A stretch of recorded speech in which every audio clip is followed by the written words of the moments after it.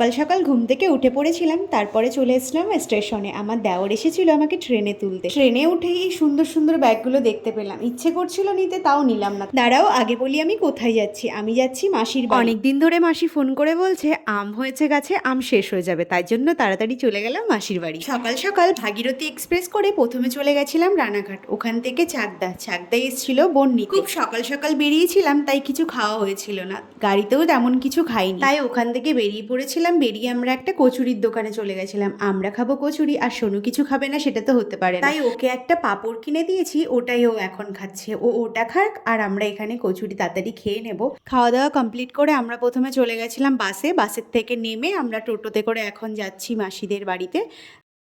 Finally চলে আসলাম বাড়িতে, মাসিদের বাড়িতে। এত কষ্ট হয়ে গেছে যে বলার না। বৃষ্টি পড়েছে, ওয়েদার ঠান্ডা ছিল, তবুও কেমন যেন একটা গুমসানি ভাব ছিল। তো যাই হোক, চলে এসেছি। আজকের ভিডিওটা এতটাই।